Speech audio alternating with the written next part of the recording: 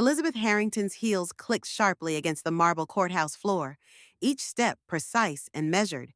At 63, she moved with the deliberate grace of someone who knew exactly how much space she occupied in the world. Her charcoal pantsuit was impeccably tailored, her silver-streaked hair pulled back in a smooth chignon. Only the white knuckles of her hand gripping her leather briefcase betrayed any tension. All rise. The Honorable Judge Marcus Reynolds presiding. The Suffolk County Probate Court fell silent as Liz rose with practiced ease. This was her element had been for over 3 decades. She could feel the familiar flutter in her stomach, the one that never quite disappeared no matter how many cases she won. Final arguments in the matter of Dawson v. Dawson, the clerk announced. Judge Reynolds, a man whose perpetually furrowed brow had intimidated generations of attorneys, nodded toward Liz. Ms. Harrington, you may proceed. Liz approached the bench, feeling the weight of her client's desperate eyes on her back. Eleanor Dawson, a 78-year-old widow whose stepchildren were attempting to seize control of her home and finances through a dubious guardianship claim. Your Honor, Liz began, her voice steady and clear, what we have before us today is not a case about an elderly woman's competence. It is a case about greed masked as concern. She was 3 minutes into her argument when the interruption came. That's a damn lie! The shout erupted from the gallery. Thomas Dawson, Eleanor's aggressive stepson, was on his feet, face flushed with rage. She's senile and you know it. Before the bailiff could intervene, Thomas lunged forward, not toward Liz but toward his stepmother. You think you're so clever, you old witch! Liz moved with surprising agility, positioning herself between Eleanor and her advancing stepson. Your Honor. The bailiff grabbed Thomas, but not before he sent a stack of exhibits flying from the table, papers scattered across the floor as Eleanor shrunk back, trembling. Mr. Dawson, Judge Reynolds' gavel crashed down. One more outburst, and you'll be held in contempt. As Thomas was escorted back to his seat, Liz knelt to gather the scattered documents, using the moment to compose herself and check on Eleanor. The elderly woman's face had gone pale. Are you all right? Liz whispered. Eleanor nodded shakily. Don't let them win, Elizabeth. Liz squeezed her hand. Not a chance.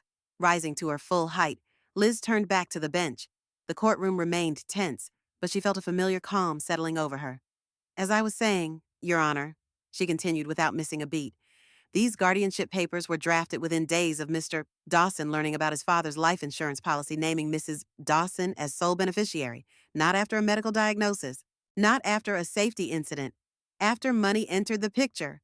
For the next 20 minutes, Liz methodically dismantled the opposition's case. She presented Eleanor's clean bill of health from 2 independent neurologists. She introduced evidence of Thomas's 3 failed business ventures and mounting gambling debts. And finally, she played an audio recording legally obtained during a family dinner of Thomas telling his sister they needed to take control before the old bag spends it all. By the time she concluded, even Judge Reynolds' perpetual frown had softened. In light of the evidence presented, I am denying the petition for guardianship, he declared. Furthermore, I am issuing a temporary restraining order preventing Thomas and Margaret Dawson from contacting their stepmother for a period of 90 days. Eleanor clutched Liz's arm, tears streaming down her lined face. Thank you, she whispered. Thank you. As they exited the courtroom, Liz spotted Thomas Dawson glaring at them from across the hallway. This isn't over, he hissed as they passed. Liz met his gaze without flinching. Actually, it is, and if you come near her again, the next case will be criminal. Have a nice day. Outside, autumn sunshine spilled across the courthouse steps. Liz helped Eleanor into a waiting taxi, declining the woman's invitation to celebrate. I have plans, Liz explained with a smile that didn't quite reach her eyes. And this was my last official case. Remember, I'm semi-retired as of today. The truth was, she had no plans beyond returning to her empty house in Cambridge. No retirement party awaited her. No family dinner. Just a bottle of decent Cabernet, and the quiet she'd convinced herself was peaceful rather than lonely. The Victorian house on Maple Street had been Elizabeth Harrington's home for 35 years. She'd bought it with her husband, Jack, when they were young and foolish and in love, when the mortgage payment seemed impossible, and the drafty windows an adventure rather than an energy bill nightmare. Now, she maintained it with a fierce devotion that her friends gently suggested might border on obsession. Every squeak in the floor had a story. Every crack in the plaster reminded her of something or someone. Liz kicked off her heels at the door, a habit Jack had once teased her about. Most women take their shoes off to relax, he'd said. You do it because those are $300 pumps and you're afraid of scuffing them. 400, she muttered to the empty hallway. And they're still in perfect condition 10 years later. She made her way to the kitchen, dropping her briefcase on the counter. The house felt particularly silent today. Victory should have tasted sweeter. After all, she'd just saved a woman from losing her autonomy and financial security. But something felt hollow about this win. Final case, she said aloud, pouring herself a glass of water. That's it, Jack. Your wife is officially semi-retired. Talking to her dead husband was a habit Liz had never managed to break. 7 years since cancer had taken him. And still, she found herself narrating her life to his absent ear. Her therapist called it a healthy coping mechanism. Her son, Ryan, worried it meant she was stuck in the past. The phone rang, interrupting her thoughts. Speak of the devil. Mom, Ryan's voice came through the speaker. How did it go today? Liz smiled. Despite their complicated relationship, her son never forgot the important days. We won. Eleanor keeps her house and her dignity. That's great. I never doubted you for a second. How's the Richardson project coming along? Ryan was an architect with a small but growing firm in Boston, specializing in sustainable urban design. Actually, that's partly why I'm calling. His voice took on the slightly nervous quality it always did before he shared big news. We just landed the contract for the new Riverfront Commons project. It's huge, Mom. Career-making. That's wonderful, honey. I'm so proud of you. And there's something else. Someone, actually. I was hoping you might be free for dinner this weekend. I'd like you to meet her. Liz's heart skipped. Ryan had dated plenty over the years, but he'd only introduced her to 2 women. The last one had been 4 years ago. Liz tried to keep her voice neutral. Her name is Vanessa. She's special. Mom, I really want you to meet her. Of course. How about Saturday? I'll cook. Great, but don't go overboard. Okay, Vanessa's into clean eating. Maybe something simple. After they hung up, Liz stood in her kitchen, a strange mixture of excitement and apprehension washing over her. She was happy for Ryan, of course, but there was something in his voice, a touch of anxiety, that seemed out of place for a simple dinner introduction. Clean eating, she muttered, opening her refrigerator. What does that even mean? Jack, no sauces, no butter. I guess I'm Googling quinoa recipes tonight. Saturday evening arrived with a burst of nervous energy Liz hadn't felt in years. She'd spent the morning cleaning an already immaculate house, then drove to 3 different stores to find the right ingredients for a meal that would satisfy whatever clean eating entailed. By 6:30, she had changed outfits twice, settling on a cashmere sweater and slacks that Ryan had once complimented. The table was set with her good china, not the formal set, which might seem too stuffy, but the handmade stoneware she'd collected over years of vacations. Casual elegance, she hoped.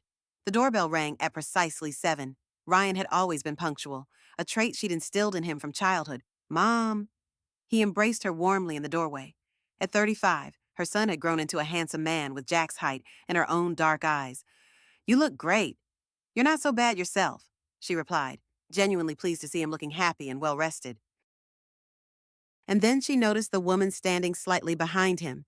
Vanessa Pierce was stunning in the most deliberate way possible. Everything about her seemed carefully curated, from her sleek blonde bob to her minimalist jewelry to the expensive-looking cream sweater dress that hugged her slender frame. She couldn't have been more than 30, with wide blue eyes that assessed Liz with swift precision. Ms. Harrington? Vanessa stepped forward with a practiced smile. I've heard so much about you. It's such an honor to finally meet Ryan's mother. Her handshake was firm, her voice warm but composed. Perfect, almost too perfect. Liz felt an unexpected prickle of wariness. Please, call me Elizabeth or Liz, she replied, ushering them inside. I hope you like roasted salmon. I was told it qualifies as clean eating. It's perfect. Vanessa's laugh tinkled like wind chimes. I hope Ryan didn't make me sound like some kind of food dictator. Not at all, Liz lied smoothly. Wine. As they settled in the living room, Liz observed the way Ryan hovered attentively around Vanessa, refilling her water glass, adjusting a cushion behind her back, his eyes constantly checking for her approval. It was subtle, but unmistakable. Whatever was between them, Ryan was all in. So, Vanessa, Liz began once they were seated, Ryan tells me you work in marketing, digital brand strategy. Vanessa corrected gently. I help companies build authentic online presences. It's a bit like storytelling, really finding the narrative that connects with people. She's being modest. Ryan jumped in. Vanessa's a rising star. She's already director level at BWP agency, and she's only been there 3 years. Impressive. Liz nodded. Did you study marketing in college? A fleeting expression, something almost like caution, crossed Vanessa's perfect features. Communications at NYU, then an MBA from Columbia. Though honestly, most of what I know I learned on the job. Columbia. Liz raised an eyebrow. That's where Jack, my late husband, did his undergraduate work. He loved telling stories about Professor Whitman in the economics department. Did you have him? Vanessa smiled. Different era, I'm afraid. Most of my professors were visiting professionals from the industry. The conversation flowed smoothly through dinner, but Liz couldn't shake a nagging sense of inconsistency. Vanessa spoke eloquently about growing up in Connecticut with parents who emphasized education and independence. She mentioned summers in Europe, a childhood passion for ballet, and how her parents had divorced when she was 12. My father wasn't around much after that, she said, a hint of genuine emotion finally creeping into her voice. He was always working. Property development consumed him. I'm sorry to hear that, Liz said sincerely. It couldn't have been easy. It taught me self-reliance, Vanessa replied, her composure returning. My mother did her best, but she struggled after the divorce. She was a teacher art history at a small college. We didn't have much, but she made sure I had opportunities. As Ryan cleared the plates, insisting Liz stay seated, Vanessa excused herself to the restroom. The moment she was out of earshot, Liz turned to her son. She seems lovely, she said carefully. Ryan's face lit up. Isn't she amazing, God, Mom? I've never met anyone like her. She's brilliant and driven, but also so down to earth. How long have you been seeing each other? Almost 3 months. I know it's fast, but when you know, right? Before Liz could respond, Vanessa returned, and the evening continued. By the time they left, Liz had a pleasant buzz from the wine and a collection of contradictions swirling in her mind. Columbia MBA, but unfamiliar with the economics department. Childhood summers in Europe, but a struggling teacher mother. A father in property development who was absent, yet somehow Vanessa had graduated from elite private schools and universities without financial strain. You're overthinking, she muttered to herself as she loaded the dishwasher. Not everyone's story has to add up perfectly. Still, as she crawled into bed that night, Liz couldn't shake the feeling that something about Vanessa Pierce wasn't quite right. The woman was either hiding something or embellishing her past, neither of which sat well with Liz's finely tuned legal instincts.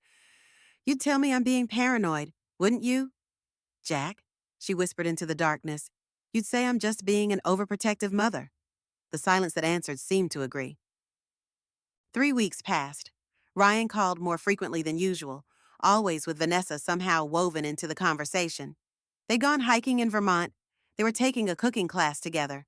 Vanessa had introduced him to her college friends, who were just the most interesting people. Liz tried to be supportive, pushing aside her lingering doubts. After all, Ryan was a grown man capable of making his own decisions. And if Vanessa made him happy, who was she to question it? Then came the night that changed everything.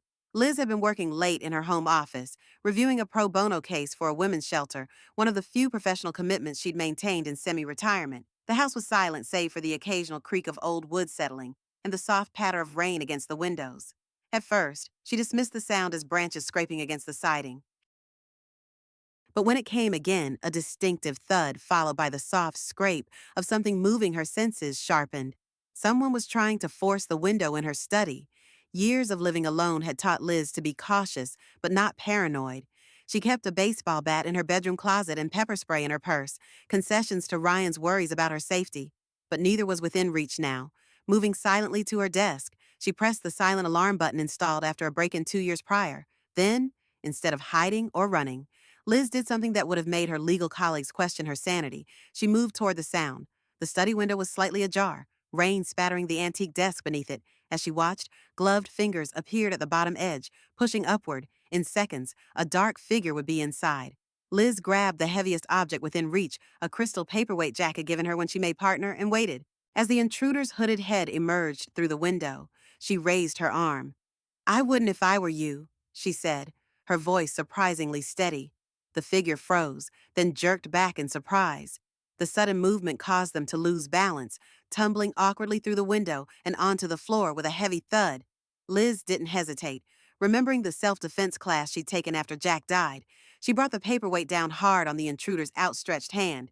The howl of pain was distinctly male. You crazy bitch, he hissed, clutching his injured hand. That's Harvard-educated crazy bitch to you, Liz retorted, backing toward the door where the landline hung on the wall. The police are already on their way. I triggered the silent alarm the moment I heard you. The man scrambled to his feet. He was younger than she'd expected, maybe 30, dressed all in black with a ski mask now half pushed up his face. What struck her most was his eyes pale, almost colorless, and filled with a cold anger that sent ice through her veins. This isn't over, he spat, lunging toward her desk rather than the window. In one fluid motion, he grabbed a folder from her desk, the case file she'd been reviewing, and bolted back toward the window. Hey! Liz moved to stop him, but he was already halfway out, disappearing into the rainy darkness just as the wail of police sirens became audible in the distance. Heart pounding, Liz sank into her desk chair. The entire encounter had lasted less than 2 minutes, but adrenaline coursed through her like electricity. As she waited for the police, one thought kept circling. What would a common burglar want with a domestic violence case file? Ms. Harrington, you're lucky you weren't seriously hurt. Detective Samuels, a compact woman with prematurely gray hair and shrewd eyes, sat across from Liz at the kitchen table. Confronting an intruder is never recommended. I'm aware, Liz replied, hands wrapped around a mug of tea that had long gone cold. It wasn't a conscious decision so much as instinct. Bad instinct, Samuels muttered, making another note in her small black notebook. Can you think of any reason someone would target your home specifically? You mentioned he took case files. Just one file, a pro bono domestic violence case I'm consulting on for the women's shelter. Any valuable information in it? Something worth stealing? Liz frowned, considering nothing obvious, no financial details, no scandalous revelations, just a fairly straightforward restraining order case. The victim is seeking protection from her ex-husband who violated a previous order. High-profile individuals involved? No. The victim works retail. The ex-husband is a contractor. Detective Samuels tapped her pen against the notebook. Any other cases you're working on that might attract attention? You were quite prominent in your field before semi-retirement, correct? I specialized in estate law and some family court matters, Liz explained. I've had my share of contentious cases, but nothing that would prompt breaking and entering years later. She paused, remembering. Although, the Dawson case, I just wrapped it up 3 weeks ago. A contentious guardianship battle. The stepson was quite volatile in court. Samuels made another note. I'll look into it. In the meantime, we'll increase patrols in the neighborhood, but I'd strongly suggest upgrading your security system. That window lock was too easily compromised. After the detective left, Liz found herself too wired to sleep. The break-in kept replaying in her mind, but something didn't add up. If Thomas Dawson wanted revenge, why steal an unrelated case file, and why now? Weeks after the judgment, she made her way back to the study, stepping carefully around the area the police had dusted for prints. Her gaze fell on the desk, and she realized something else was missing: her leather-bound day planner. Unlike most of her colleagues who had switched entirely to digital calendars, Liz still preferred the tactile satisfaction of writing appointments by hand. The planner contained nothing particularly sensitive, mostly lunch dates with friends, doctor's appointments, and reminders for household maintenance. But it did contain one crucial piece of information: her full schedule for the past 6 months, including every meeting related to the cases she'd handled since semi-retirement. Something cold settled in the pit of her stomach. This wasn't a random break-in or even a simple act of revenge. Someone was looking for specific information about her professional activities. The question was why India's. The answer, or at least part of it, came 3 days later in the form of a large manila envelope delivered to her doorstep. No return address, no postmark someone had dropped it off personally. Inside was her stolen day planner and a single typed note: back off while you still can. Liz stared at the words, anger gradually replacing her initial shock. She'd spent her entire career being underestimated, first as a young female attorney in the 1980s, then as a widowed mother trying to balance parenting with partnership track, and now as a silver-haired woman presumed to be stepping gracefully into irrelevance. If someone thought they could intimidate her with vague threats and petty theft, they clearly didn't know Elizabeth Harrington. She picked up her phone and dialed a number she hadn't used in years. Carter Investigations, a gruff voice answered. Sam, it's Elizabeth Harrington. A pause, then a warm chuckle. Well, I'll be damned. The Dragon Lady of Boston Probate Court. What can I do for you, counselor? I need your services. Discreetly. Sam Carter had been her go-to investigator for 20 years before his semi-retirement coincided with hers. If anyone could find answers without attracting attention, it was Sam. What sort of trouble are you in? He asked, his tone shifting to professional concern.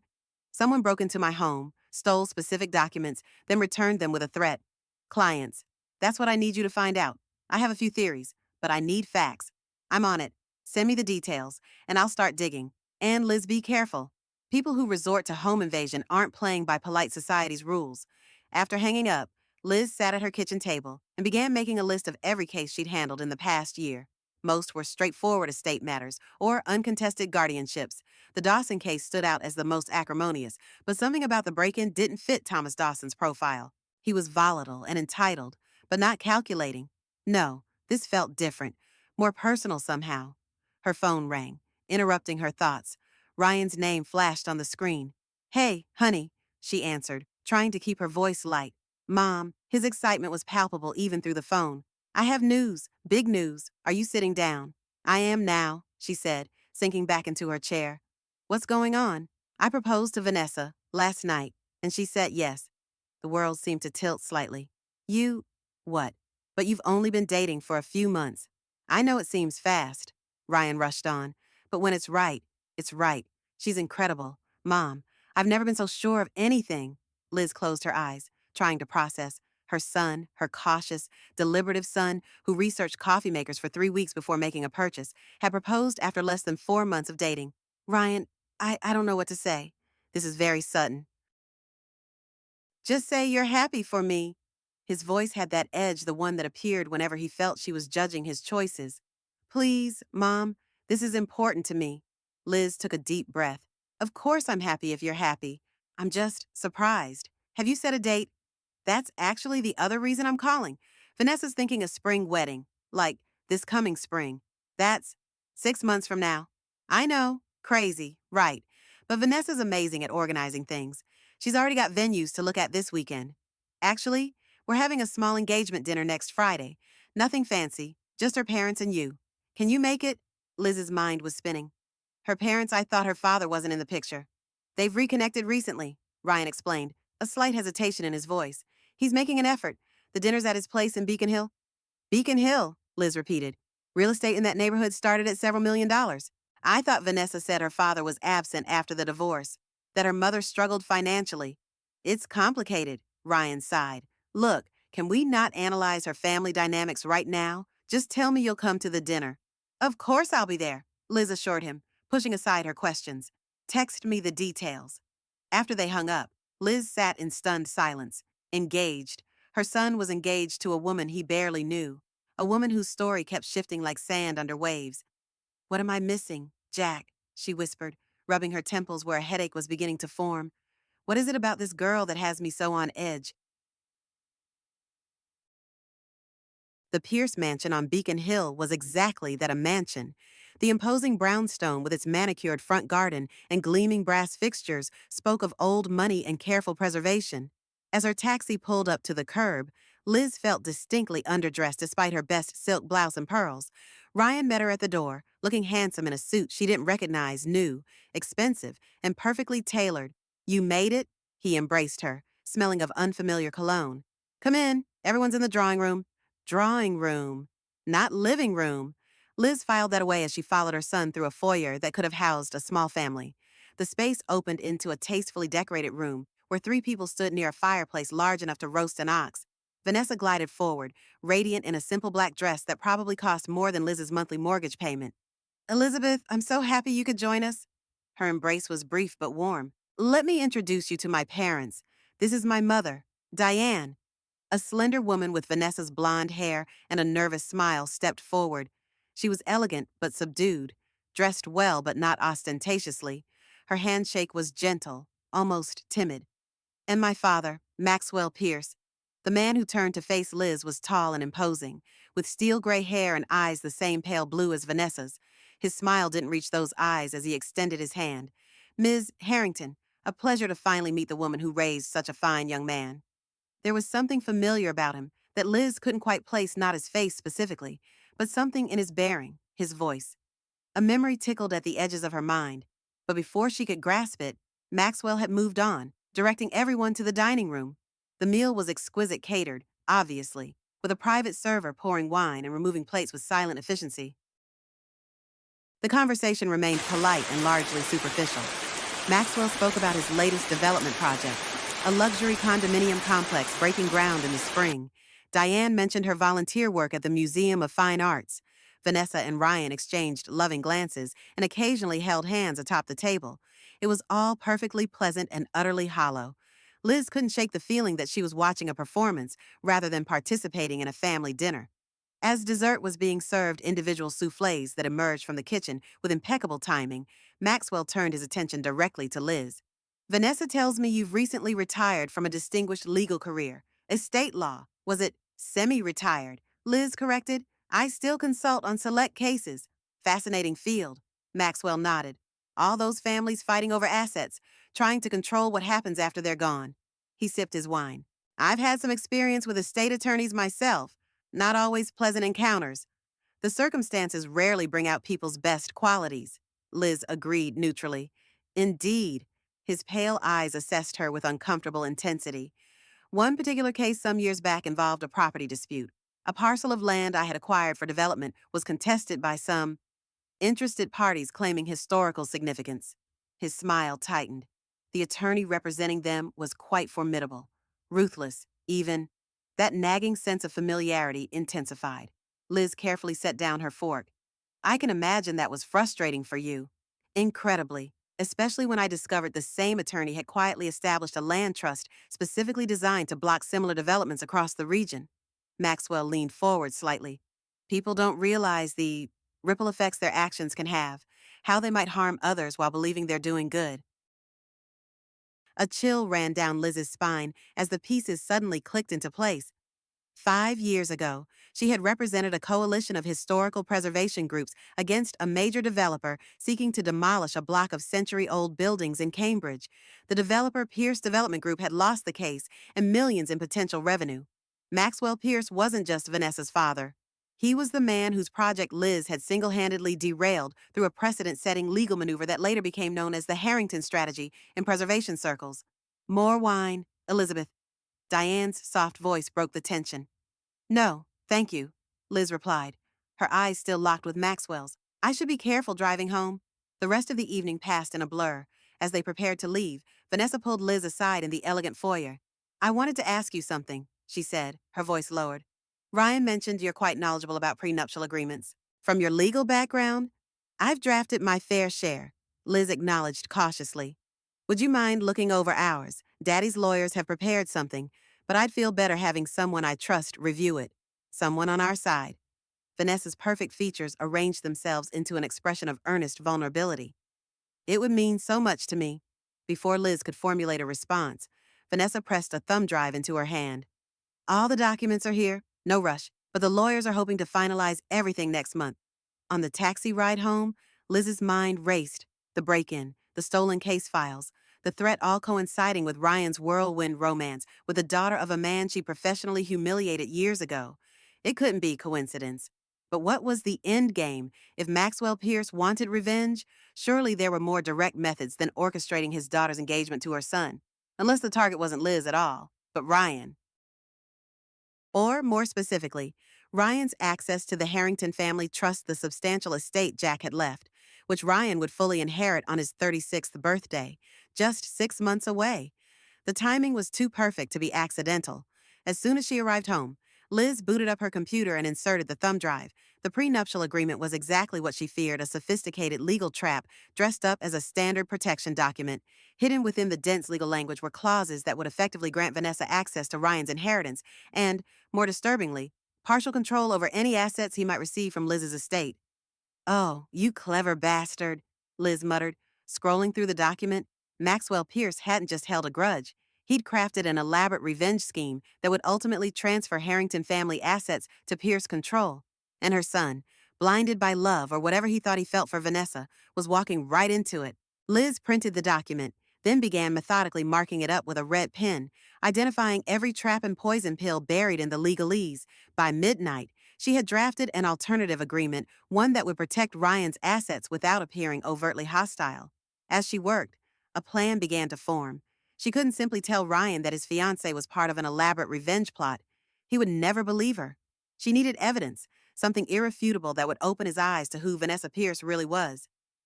This isn't just about protecting his money, she told Jack's photograph on her desk.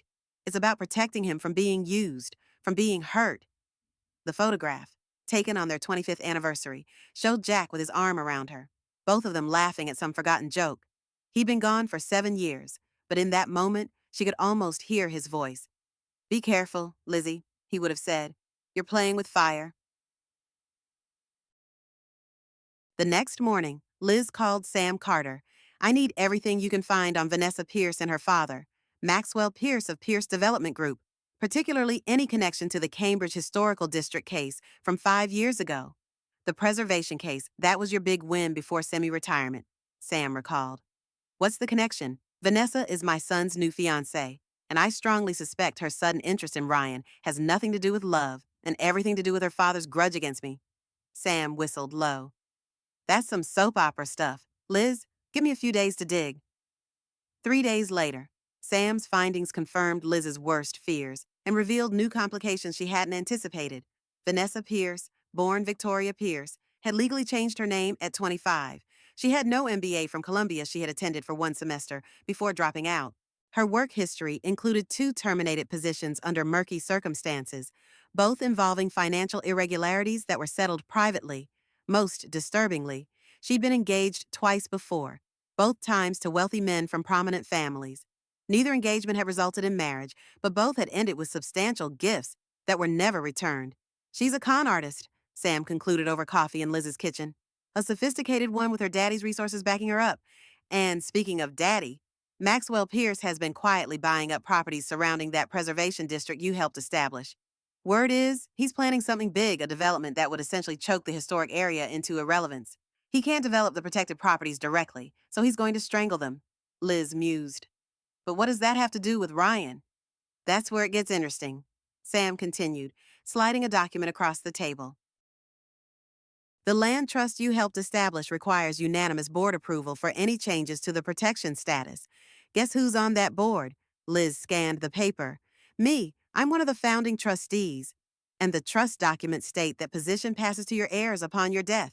If Ryan marries Vanessa, then Maxwell gains influence over the board through his daughter," Liz finished, the full picture becoming horrifyingly clear.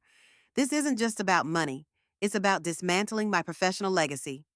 And possibly more," Sam added grimly. "The break-in at your house, I tracked down some security footage from a neighbor's camera. The guy matches the description of a known associate of Pierce Development, a consultant named Decker, who handles Pierce's more delicate problems." Ice formed in Liz's stomach. "Are you saying Maxwell Pierce ordered someone to break into my home?" "I'm saying it's a lead worth investigating. And Liz, if I were you, I'd upgrade your security immediately." After Sam left, Liz sat at her kitchen table, surrounded by the evidence of Maxwell Pierce's elaborate scheme: the prenup, the false identity, the break-in, all pieces of a puzzle designed to dismantle everything she had built professionally and personally. The question was how to proceed without pushing Ryan further into Vanessa's arms. Her son had always bristled at any suggestion that he couldn't handle his own life. Direct confrontation would likely backfire spectacularly. She needed to be strategic, methodical. She needed to fight fire with fire. First, she would rewrite the prenuptial agreement, inserting protective clauses that would make it impossible for Vanessa to access Ryan's inheritance or influence the land trust. Then, she would quietly gather more concrete evidence of Vanessa's deceptions, evidence Ryan couldn't dismiss as his mother's paranoia. And finally, she would confront Maxwell Pierce himself. Not as a mother protecting her son, but as the formidable attorney who had already beaten him once before. "Game on, Mr. Pierce," she murmured, reaching for her phone to call Ryan. "Let's see how you handle a woman who doesn't play by your rules." The engagement party was held at an upscale restaurant overlooking Boston Harbor. Liz arrived early, dressed in a midnight blue dress that Jack had always said made her look powerful enough to command armies. She would need that power tonight. Ryan greeted her with a distracted hug, already pulled in multiple directions by arriving guests. Vanessa floated through the crowd in a champagne-colored gown, her hand constantly displaying the substantial diamond on her finger. Liz sipped her club soda, observing the dynamics with a lawyer's practiced eye.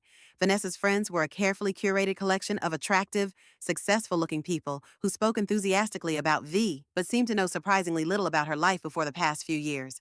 Ryan's friends were fewer in number and clustered together near the bar, looking slightly out of place among the glamorous crowd. Maxwell Pierce held court near the windows, charming Ryan's colleagues with anecdotes and business insights. Diane Pierce sat quietly at a corner table, nursing a glass of white wine and rarely engaging unless directly addressed. As the evening progressed, Liz found herself cornered by Maxwell himself, his timing impeccable as always. Enjoying the celebration, Ms. Harrington? He asked, gesturing toward Ryan and Vanessa, who were posing for photos. They look happy, Liz replied neutrally. Indeed, young love is a powerful force. Maxwell swirled his scotch. Though sometimes even the most passionate relationships benefit from practical considerations. If you're referring to the prenuptial agreement, I've reviewed it, Liz said coolly. I've suggested some revisions. Maxwell's smile tightened almost imperceptibly. Revisions. Nothing dramatic, just ensuring the agreement properly protects both parties' interests. I'm sure your attorneys will find my suggestions quite reasonable. Before he could respond, a tinkling of glass announced a toast. All eyes turned to Vanessa, who stood radiant in the center of the room, one hand still tucked in Ryan's. I just want to thank everyone for coming tonight, she began, her voice carrying effortlessly.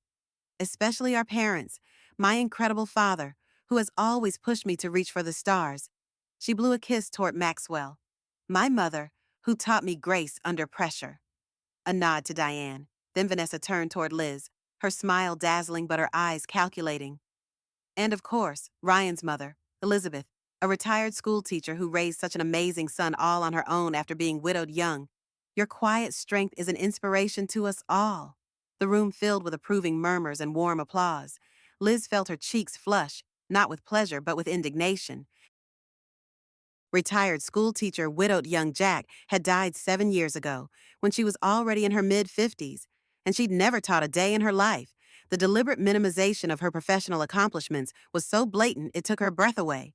Yet looking around the room, she saw only smiling faces, nodding in appreciation of the touching tribute to the unassuming mother-in-law. Ryan caught her eye from across the room, his expression pleading, "Please don't make a scene." So Liz smiled, nodded graciously, raised her glass in acknowledgement, and silently added another item to the growing list of Vanessa Pierce's calculated deceptions. Later, as guests began to depart, Liz found herself alone with Diane Pierce in the ladies' room. It was a lovely party, Liz offered, watching the woman reapply her lipstick with slightly trembling hands. Vanessa has always known how to create an impression, Diane replied, her voice so soft Liz had to lean closer to hear. You must be very proud of her. Diane's eyes met Liz's in the mirror, and for a brief moment, something like fear flickered across her face. Be careful with her, Diane whispered, so quietly Liz wasn't sure she'd heard correctly. She's her father's daughter. Before Liz could respond, the door swung open, and Vanessa herself entered, immediately breaking into a warm smile. There you two are bonding already. She looped her arm through her mother's. Mom, Daddy's looking for you. The car is waiting. As Diane allowed herself to be led away, she cast one last glance at Liz, a look so filled with warning it sent chills down Liz's spine. Outside the restaurant, Ryan helped Liz into a taxi, his movements slightly unsteady from champagne. You were great tonight, Mom, he said, leaning through the window to kiss her cheek. I know Vanessa's introduction was a bit simplified, but she was just trying to make you feel included. By erasing my entire legal career. The words escaped before Liz could stop them. Ryan's face fell. She was trying to be nice. Not everyone wants to be defined by their job. Mom, it's not about definition. Ryan, it's about accuracy and respect. Her son straightened, his jaw tightening in that stubborn way he'd inherited from her. Can't you just be happy for me just this once without finding fault? The hurt in his voice cut deep. Liz reached for his hand, squeezing it gently. I want you to be happy. More than anything, I worry. Don't, he said firmly. Vanessa is the best thing that's ever happened to me. You'll see. As the taxi pulled away, Liz watched her son return to the restaurant, to Vanessa, to the Pierces, to a world that suddenly seemed designed to exclude her. The prenup revisions were just the first step. She needed to move faster, more decisively, before Ryan was pulled completely beyond her reach. Tomorrow, she would call Sam with new instructions. It was time to stop playing defense and start actively investigating the Pierce family's operations. If Maxwell was planning something that involved the land trust, she needed to know exactly what and when. And if Vanessa thought she could simply erase Elizabeth Harrington's identity with a pretty speech and a patronizing smile, she was about to learn a harsh lesson about underestimating the wrong woman. The taxi turned onto Maple Street, and Liz's house came into view dark except for the porch light she'd left on. As they approached, however, something caught her attention. A car was parked across the street, its headlights off. A figure sat in the driver's seat, watching. Actually, Liz said to the driver, could you continue past my house and around the block? Please, I think I dropped something at the restaurant. The driver nodded, driving past the darkened car without slowing. In the brief moment they passed, Liz caught a glimpse of the driver, a man with pale eyes staring directly at her home. Change of plans, she said, her voice steady despite the fear coursing through her. Take me to the Marriott downtown, please. As the taxi redirected toward the hotel, Liz pulled out her phone and texted Sam. Someone watching my house. Pale eyes. Dark car. Same description as break-in suspect. Then she called Ryan, but the call went straight to voicemail. The party was probably still in full swing. Ryan, it's Mom, she said after the beep. I'm staying at a hotel tonight. Don't worry, everything's fine. I'll explain tomorrow. Love you. Everything was not fine. Liz Harrington, who had faced down corporate attorneys and hostile judges without blinking, felt a cold dread settling in her stomach. The game Maxwell Pierce was playing had just escalated from legal manipulation to physical intimidation. And for the first time, she wondered if she might be outmatched. The Marriott suite felt sterile and anonymous, but at least it was secure. Liz had checked in under her maiden name, paid cash for the room, and requested no housekeeping service. As dawn broke over Boston, she sat at the small desk by the window, watching the city slowly come to life while formulating her next moves. Her phone showed 3 missed calls from Ryan and a text message, Mom, what's going on? Call me ASAP. There was also a message from Sam. Confirmed. Car registered to Decker Security, known Pierce contractor. Stay put, coming with equipment at 9. Liz rubbed her eyes, exhaustion pulling at her bones. She'd slept poorly, haunted by dreams of Ryan trapped in an elaborate cage, while Vanessa and Maxwell looked on, laughing. Now, with morning light streaming through the hotel curtains, she needed to decide how much to tell her son. The truth that his future father-in-law had hired someone to intimidate her would sound paranoid without concrete proof. Ryan was already defensive about her concerns regarding Vanessa. This would only push him further away. Instead, she composed a careful text. Had a minor security concern at the house. Being cautious while it's addressed. We'll explain later. Everything's under control. She followed it with a second message. By the way, I finished reviewing the prenuptial agreement. Some important issues to discuss. Lunch today. Ryan's response came minutes later. Glad you're okay. Can't do lunch meeting with wedding planner. Dinner at your place tonight, 7 p.m. Liz frowned at her phone. She couldn't return home until she was certain it was safe. Let's meet at Maroni's instead, she suggested, naming a quiet Italian restaurant they both enjoyed. I'm having some work done at the house today. Fine, 7 p.m. at Maroni's. Vanessa might join later if her meeting ends early. Liz set down her phone, a wry smile touching her lips. Of course Vanessa would try to join. The last thing the Pierces wanted was Liz having a private conversation with her son about the prenuptial agreement. At precisely 9 o'clock, a knock came at her door. Liz checked the peephole before opening it to Sam Carter, who carried a nondescript duffel bag and wore an expression of grim determination. You look terrible, he said by way of greeting. Did you sleep at all? Enough. Liz lied, stepping aside to let him enter. What's in the bag? Sam unzipped the duffel, revealing an assortment of electronic devices. Security upgrades for your house. Cameras, motion sensors, panic buttons, the works. You think that's necessary? Sam gave her a level look. I think Maxwell Pierce doesn't like losing, and based on what you've told me, he considers you unfinished business. He pulled out a small device resembling a key fob. This is a personal alarm. Keep it with you at all times. Press this button twice, and it alerts both the police and my office. Liz took the device, turning it over in her hand. This feels excessive. It's precautionary, Sam corrected. Now, I've got a team heading to your house to install the security system. They're posing as general contractors, so your neighbors won't think anything of it. Should be done by late afternoon. Thank you, Sam. What do I owe you for all this? Sam waved away the question. Consider it payback for getting my nephew's inheritance out of probate hell 5 years ago. Besides, he added with a grim smile. I never liked Maxwell Pierce. Man's got a reputation for bending rules until they break. Speaking of which, Liz said, pulling a folder from her bag, I've been thinking about the land trust angle. If Pierce is planning something that requires control of the trust, there must be public records permit applications, environmental impact studies, something that would indicate what he's planning. Already on it, Sam nodded. I've got a contact in the city planning office checking for anything related to properties adjacent to the preservation district. Should have something later today? Good. And we need more on Victoria. Her previous engagements. Specifically, I want to know exactly how they ended and what kind of gifts were involved. Sam raised an eyebrow. You're building a case. I'm gathering evidence, Liz corrected. For now. After Sam left, Liz spent the morning researching land use regulations and preservation statutes. If Maxwell was planning to develop around the protected district, he'd need variances, permits, and possibly zoning changes. By tracking those applications, she might gain insight into his broader strategy. Around noon, her phone rang with an unknown number. Cautiously, she answered. Elizabeth, it's Diane Pierce. Liz sat up straighter, surprised. Diane, how did you get my number? From Ryan's phone when he wasn't looking. Diane admitted, her voice barely above a whisper. I don't have much time. Maxwell's at a meeting, but he'll be back soon. What's this about, Diane? Our conversation last night? I saw your face when Vanessa introduced you as a school teacher. You need to understand something about my daughter. A pause. Then, she becomes whatever Maxwell needs her to be. I'm not sure I follow, Liz said carefully. The first time she was engaged, it was to the son of Maxwell's biggest competitor. The second time, it was to a city councilman who'd voted against one of his projects. Diane's voice trembled slightly. Now it's your son. There's always a reason, Elizabeth, always a purpose. A cold understanding settled over Liz. She's Maxwell's weapon. His perfect creation, Diane corrected bitterly.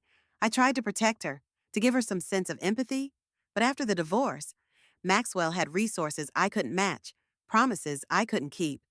Why are you telling me this? Because Ryan seems like a good person, and because I've seen what happens when Maxwell finishes with people he considers obstacles? The fear in Diane's voice was palpable now. Be careful, Elizabeth. Very careful. The line went dead before Liz could respond. She sat motionless, processing Diane's warning. It confirmed her suspicions but added a new layer of urgency. This wasn't just about financial gain or professional revenge. Maxwell Pierce was a man who systematically destroyed those who opposed him, using his own daughter as a tool. Her phone buzzed with a text from Sam. Meeting my contact at 3 p.m. Planning office records show Pierce Development applying for multiple variances around Preservation District. Big project, moving fast. Liz checked the time just past 1. She had hours before meeting Ryan for dinner, and her hotel room walls were closing in on her. Decision made. She gathered her belongings and headed for the one place she knew she could think clearly, the Boston Public Library. The McKim Building's reading room had always been Liz's sanctuary. In law school, she'd spent countless hours beneath its vaulted ceilings, surrounded by the comforting smell of old books and furniture polish. Now, settled at a corner desk, with her notes spread before her, she felt her mind clearing, strategies forming. From what she'd gathered, Maxwell Pierce was orchestrating a multi-pronged attack. First, using Vanessa to gain access to the Harrington Family Trust and, by extension, Liz's position on the preservation board. Second, simultaneously pursuing a major development that would somehow impact the protected district, possibly by building around it in a way that would devalue or isolate the historic properties. The prenuptial agreement was key. If she could protect Ryan's assets and sever any connection between marriage to Vanessa and control over the land trust position, she would derail a significant portion of Maxwell's plan. Liz pulled out her marked-up copy of the original prenup, studying the traps she'd identified. Most were cleverly disguised provisions about mutual access to family trusts, clauses about succession rights to positions held by either spouse, even a section on shared decision-making regarding charitable commitments. Her revised version eliminated these entirely, replacing them with explicit language protecting Ryan's separate property and specifically excluding any rights to positions, board seats, or decision-making authority held by either spouse prior to marriage. It was thorough, airtight, and would likely infuriate Maxwell Pierce the moment his lawyers reviewed it. Good. Her phone vibrated against the wooden desk. A text from Sam. Meet me at the office. Found something big. 30 minutes later, Liz entered the modest offices of Carter Investigations, located above a hardware store in a brick building that had seen better days. Sam waved her into his private office, where a middle-aged woman in a city employee ID badge was waiting. Liz, this is Margot Winters, Planning Department Records Supervisor and an old friend. Former client, Margot corrected with a small smile. Ms. Harrington helped me keep my house when my ex tried to force a sale during our divorce. I remember, Liz nodded, the historic property on Revere Street, which is why I'm here now, Margot continued, opening a folder. When Sam asked about Pierce Development's projects near historic districts, alarm bells went off. Pierce has submitted applications for what they're calling the Beacon Circle, a massive mixed-use development surrounding the Cambridge Historical District. She spread several large plans across Sam's desk. 5 luxury towers, positioned here, here, and here, high-end retail along this corridor, and underground parking that would require extensive excavation. Liz studied the plans, immediately grasping the strategy. They're creating a wall around the preservation district. These buildings would completely obscure the historic properties from street view, cut off pedestrian access points, and the construction itself could potentially damage foundations of protected buildings. Exactly, Margot nodded. And here's where it gets interesting. The environmental impact study identifies potential structural concerns for several historic buildings once excavation begins. It suggests that some properties may need to be reassessed for safety. He's trying to undermine the physical structures to force reevaluation of their protected status. Liz realized, anger building in her chest. Create a situation where the buildings are declared unsafe, then swoop in to save the area with his development. There's more, Sam added grimly. Tell her about the investors. Margot. Margot pulled out another document. Pierce Development isn't financing this alone. They've created a special investment vehicle called Beacon Heritage Partners, and one of the primary investors is listed as the Langford Family Trust. Langford, Liz frowned. That's not a coincidence. The Preservation District was established through the efforts of the Langford Foundation. Catherine Langford was one of my clients. She left her entire estate to historic preservation. Someone's positioning to take control of that trust, Sam suggested. Forged documents, fake authorizations. Or marry into it, Liz finished quietly. Catherine's grandson, James Langford, serves on the board with me. He's about Ryan's age, single, works in finance. Her eyes widened with sudden understanding. Before Ryan, Vanessa could have been targeting James Langford. She was Maxwell's backup plan. Until she met your son and discovered an even more direct connection to you, Sam concluded. The board member who created the legal framework that's been blocking Pierce for years? Liz felt slightly ill. The scope of Maxwell's machinations was breathtaking, a multi-year strategy to dismantle the preservation district by whatever means necessary, with Vanessa as his secret weapon. We need to stop this, she said firmly, not just for Ryan's sake, but for all the historical properties at risk. How? Margot asked.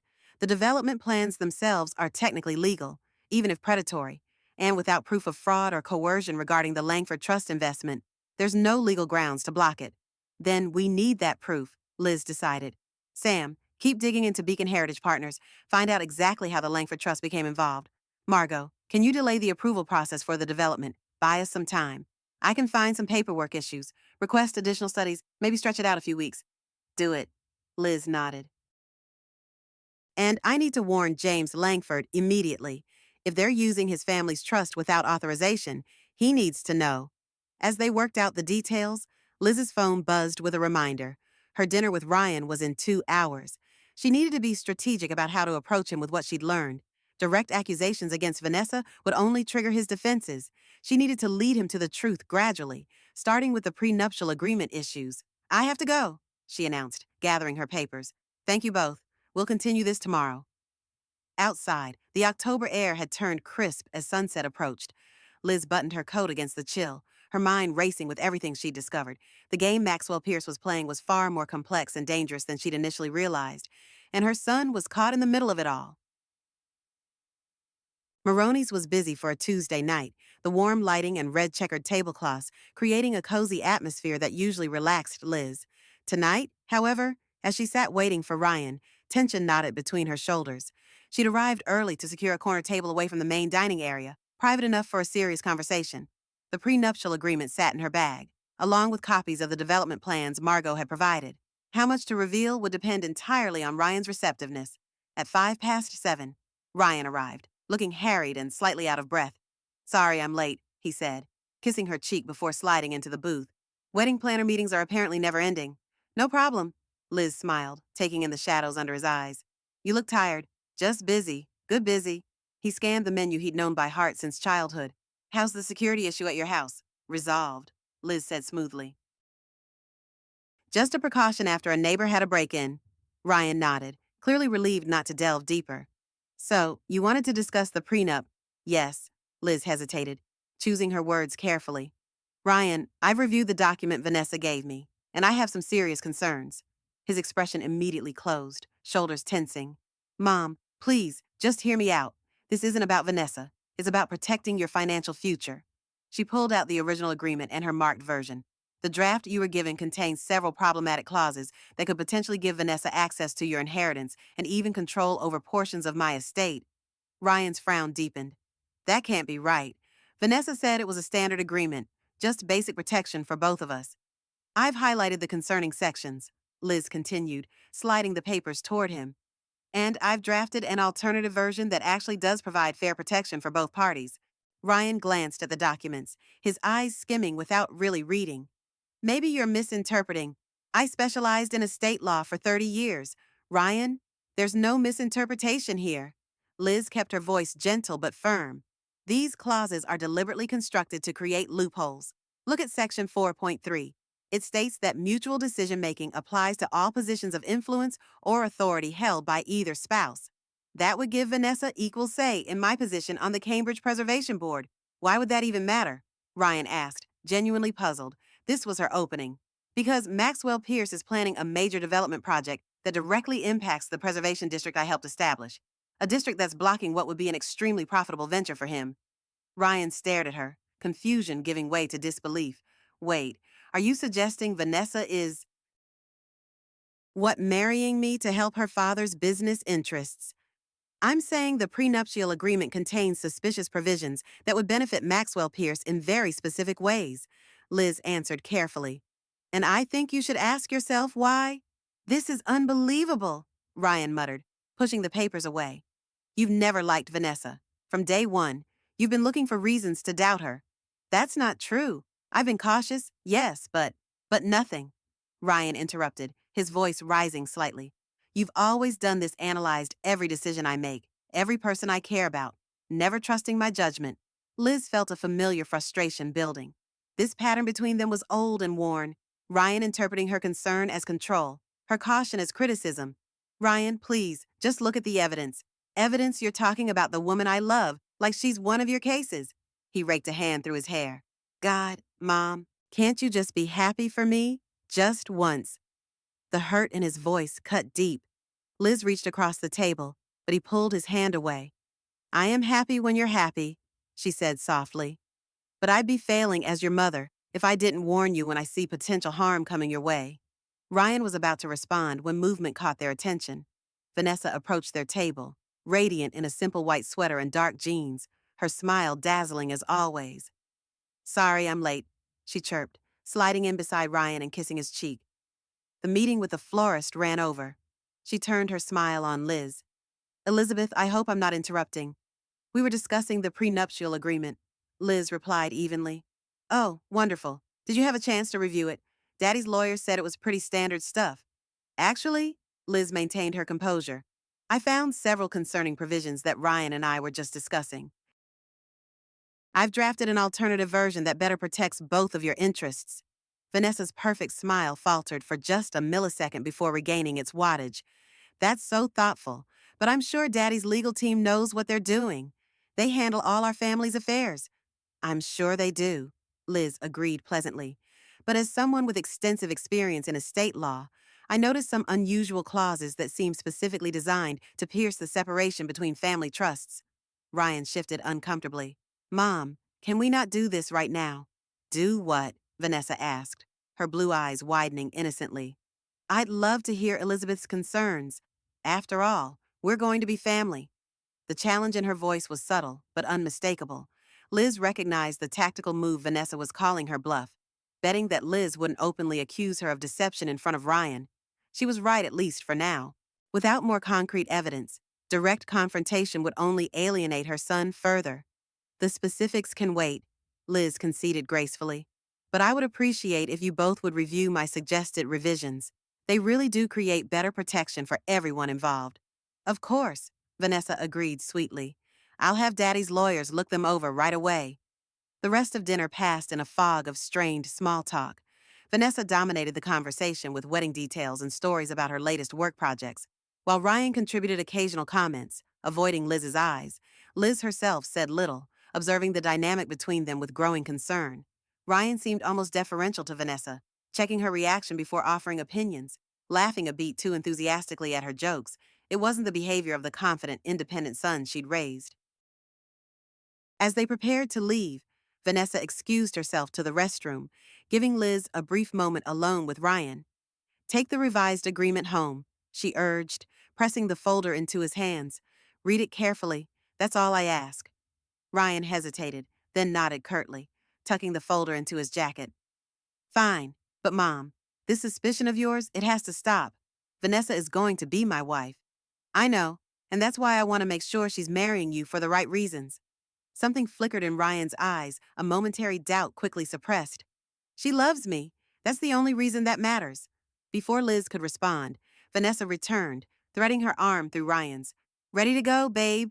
We have that call with the venue coordinator in an hour. As they said their goodbyes, Vanessa embraced Liz with surprising warmth. Thank you for caring so much about Ryan's interests, she murmured, her breath tickling Liz's ear. But you really shouldn't worry yourself with all these legal details at your age. Stress isn't good for seniors. She pulled back, smiling sweetly, but her eyes were cold as winter. In that moment, looking into those pale blue eyes so like her father's, Liz finally saw Vanessa, the real Vanessa, clearly. This wasn't just Maxwell's pawn. This was a willing participant who enjoyed the game. Age brings wisdom, Liz replied evenly, and excellent memory, both quite useful in legal matters. Vanessa's smile tightened fractionally. With a final wave, she guided Ryan toward the exit, her hand possessively on his arm. Liz watched them go, a deep unease settling in her stomach. The evening had gone exactly as she'd feared. Ryan was defensive. Vanessa was firmly in control, and Maxwell Pierce's plan continued unimpeded. She needed to accelerate her investigation. Time was running out. Liz returned to her newly secured home that night, the addition of cameras and motion sensors providing some comfort. Sam's team had been thorough, installing a comprehensive system that would alert both her and a security company to any unauthorized entry. Still, as she moved through the familiar rooms, she couldn't shake the feeling of violation. Someone had been watching her house, someone connected to Maxwell Pierce. The message was clear he knew where she lived and wasn't above intimidation. In her study, now restored after the break-in, Liz opened her laptop and began composing an email to James Langford. They'd worked together on the preservation board for years, but their relationship was professional rather than personal. Still, she needed to warn him about the potential misuse of his family's trust. Her phone rang just as she finished the email. Sam Carter's name flashed on the screen. I've got something on Vanessa's previous engagements, he said without preamble. Both ended abruptly, but not before substantial assets changed hands. The first, with Gregory Taylor, son of Taylor Construction's CEO, ended when Taylor suddenly sold a prime development parcel to Pierce at below market value. The sale happened 1 week after the engagement was called off. And the second, Liz prompted. City Councilman Michael Weston. After their breakup, he reversed his position on a zoning variance Pierce had been fighting for, then resigned from the council citing personal reasons. He now works for a Pierce subsidiary in Florida. So, Vanessa gets engaged, gains leverage somehow, then the relationship conveniently ends after her father gets what he wants. Liz summarized, disgust evident in her voice. Exactly. And here's where it gets interesting. I spoke with Taylor's former assistant. According to her, the breakup came after Vanessa discovered compromising photos on his laptop and threatened to take them public. Photos he swears were planted. Blackmail, Liz breathed. They're not just using marriage as leverage, they're actively creating compromising situations. Which raises the question, what might they be planning for Ryan? Liz closed her eyes, a chill running through her. Keep digging, Sam, and maybe look into my background too. See if there's anything they might try to exploit. After hanging up, Liz paced her study, mind racing. If the pattern held true, Vanessa wouldn't just marry Ryan. She'd find or create some form of leverage to ensure cooperation, even if the relationship ended. What might that entail? Financial impropriety, professional misconduct, personal indiscretions? She needed to warn Ryan, but how he was already resistant to her concerns about the prenup. Accusations of potential blackmail would seem paranoid at best, manipulative at worst. A soft chime from her laptop interrupted her thoughts. An email notification from Vanessa Pierce. With a sense of foreboding, Liz opened it. Elizabeth, I so enjoyed our dinner conversation tonight.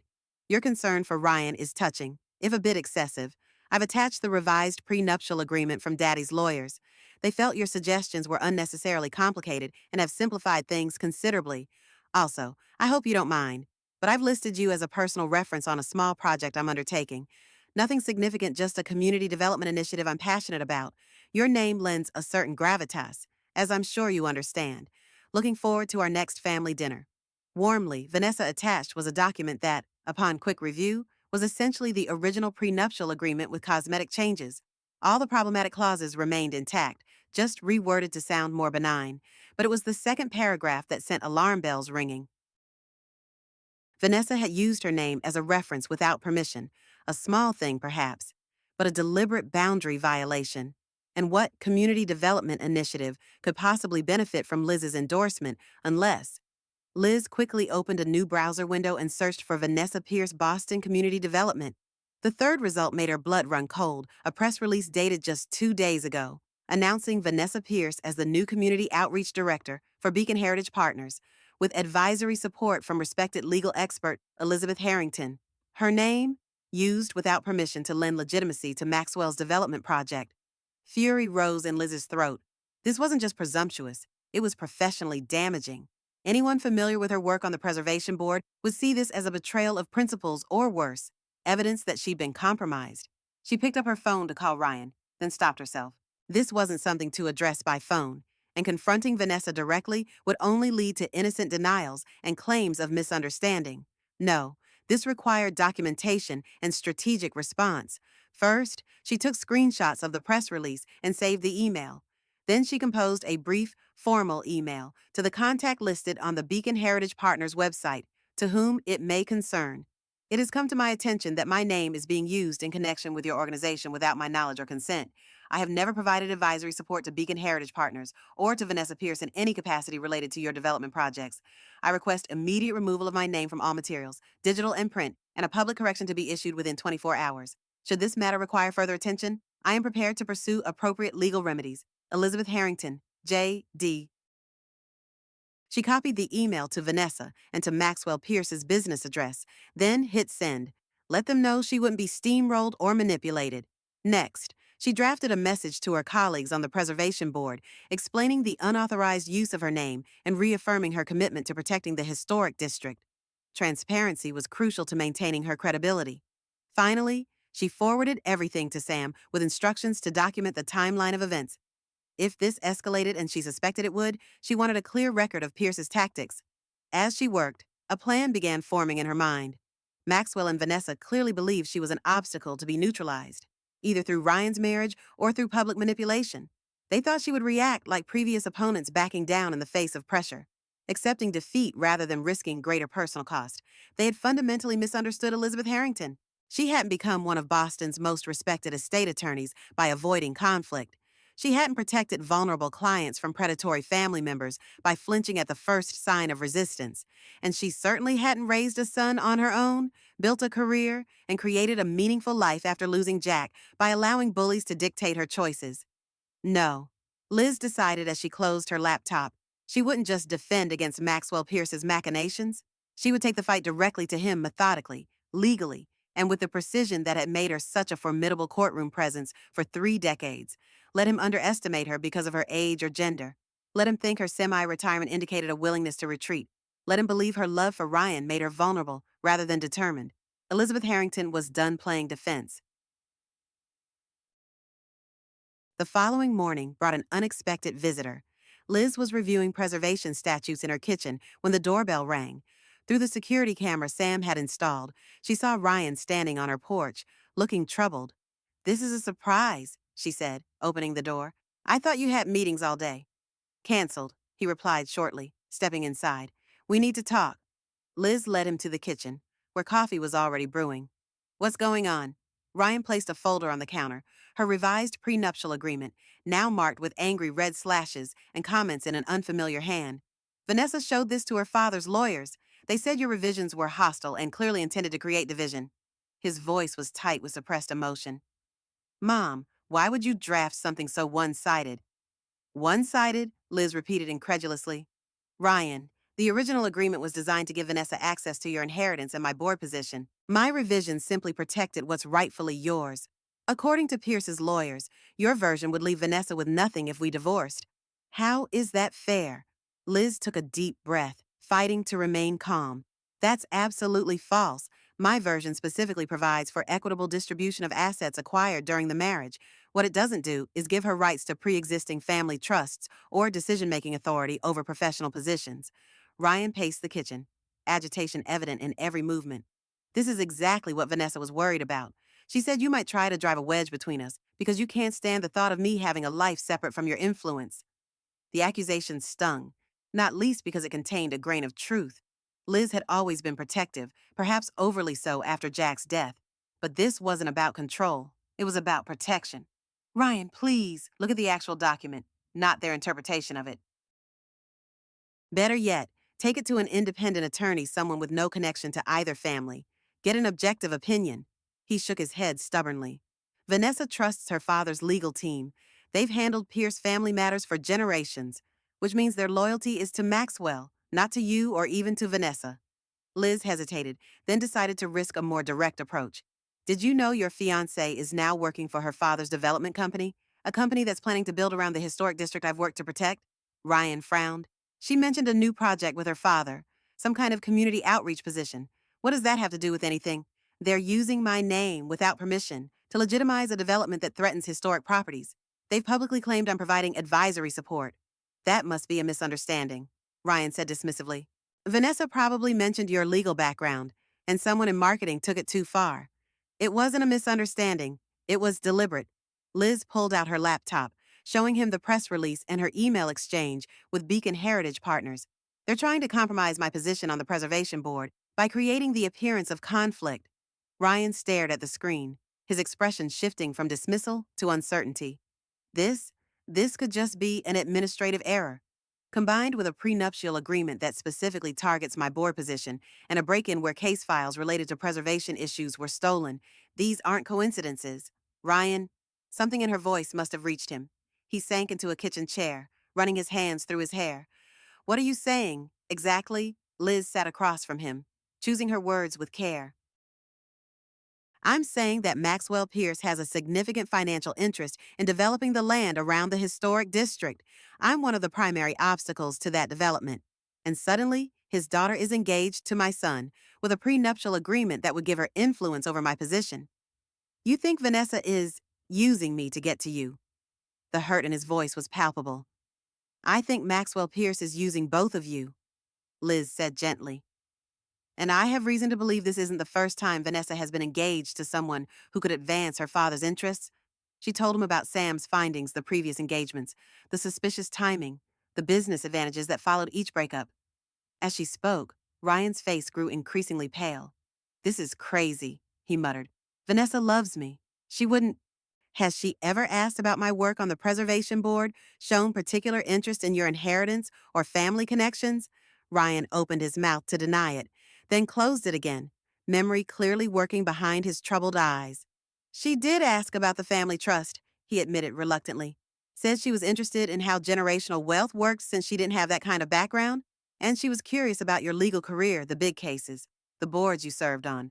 What did you tell her? Everything, I guess. It didn't seem important. He looked up sharply. But that doesn't mean she had ulterior motives.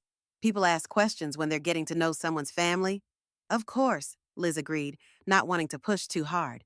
Ryan was finally considering the possibility. Pressing would only make him defensive again. All I'm suggesting is that you approach the prenuptial agreement more carefully. Get independent legal advice. Ryan nodded slowly, some of his architect's analytical nature reasserting itself. I can do that. A college friend practices family law.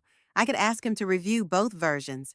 That's all I'm asking, Liz said, relief washing through her. An objective perspective. Ryan gathered the documents, his movements deliberate as if buying time to process.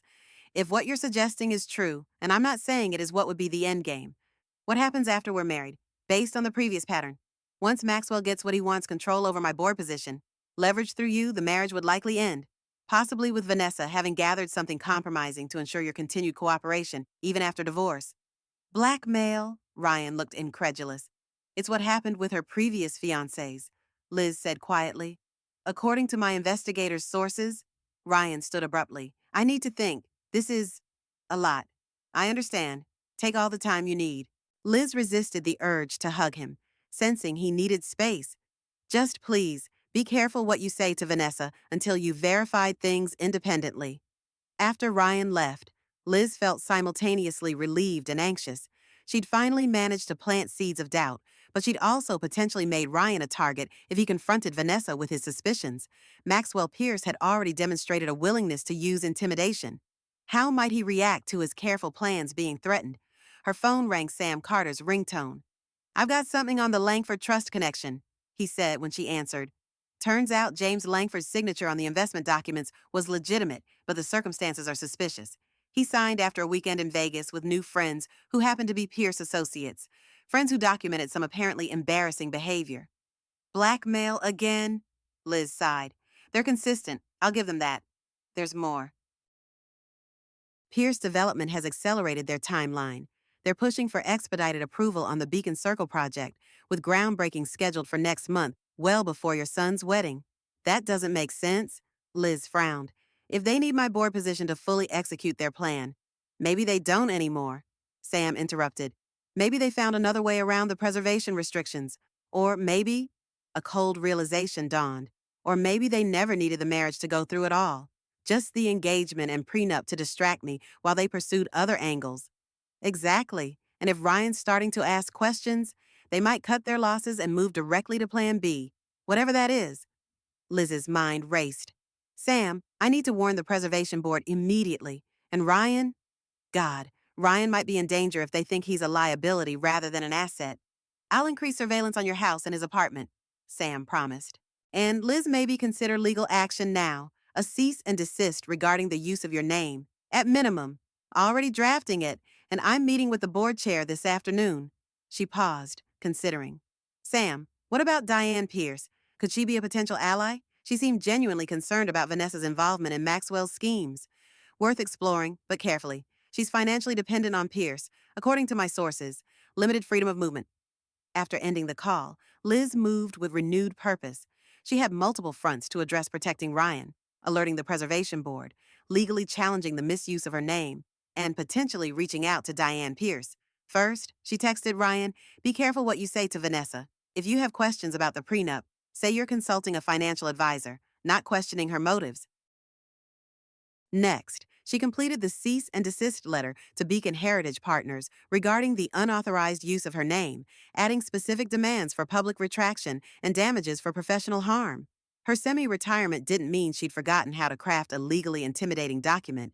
Finally, she prepared materials for her meeting with George Winters, chair of the Preservation Board, evidence of Pierce's development plans, documentation of the attempted misuse of her name and position, and suggestions for immediate protective measures for the historic properties.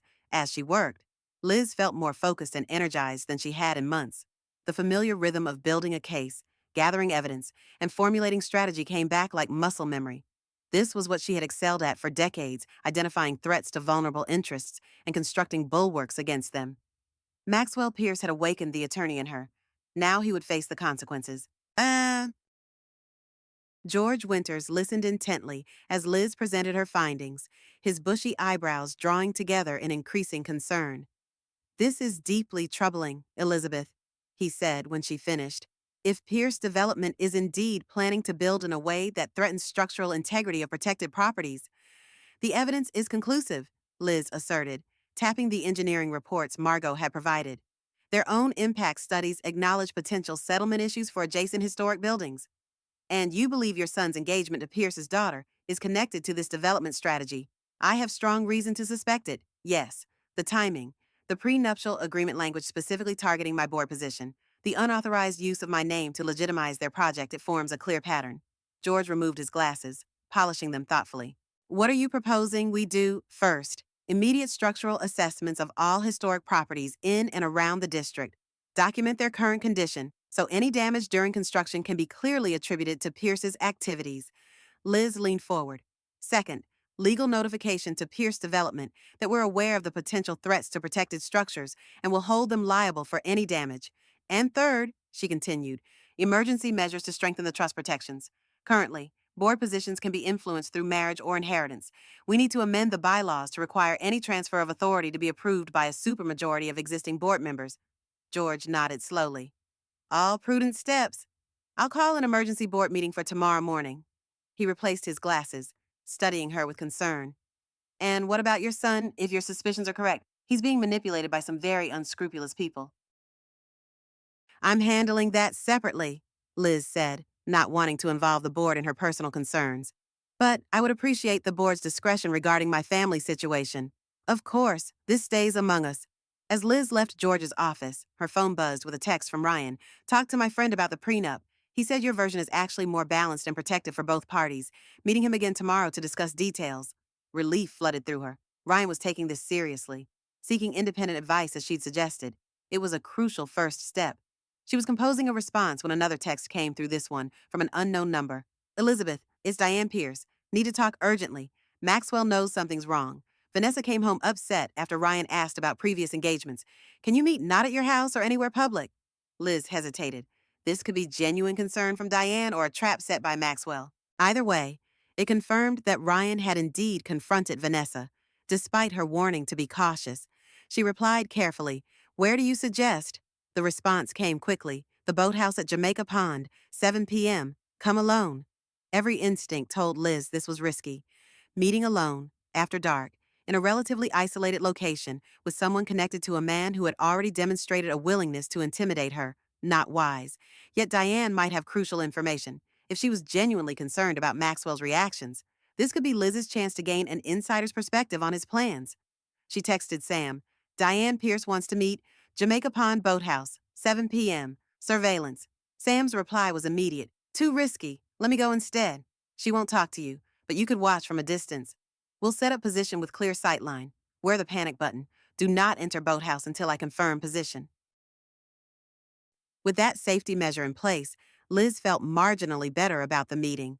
Still, as sunset approached and she prepared to leave for Jamaica Pond, a sense of foreboding settled over her. Things were accelerating.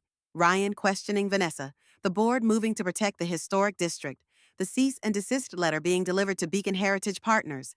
On multiple fronts, Maxwell Pierce's careful plans were being challenged. A cornered opponent was always the most dangerous, and Maxwell Pierce had already shown he didn't play by conventional rules. As Liz grabbed her coat and keys, she paused in the hallway, looking at the photograph of Jack that had occupied the same spot for decades. His kind eyes seemed to study her with familiar concern. I'm being careful, she told him quietly, but some risks are worth taking. The autumn evening was settling into darkness as she left the house, unaware that the next few hours would change everything.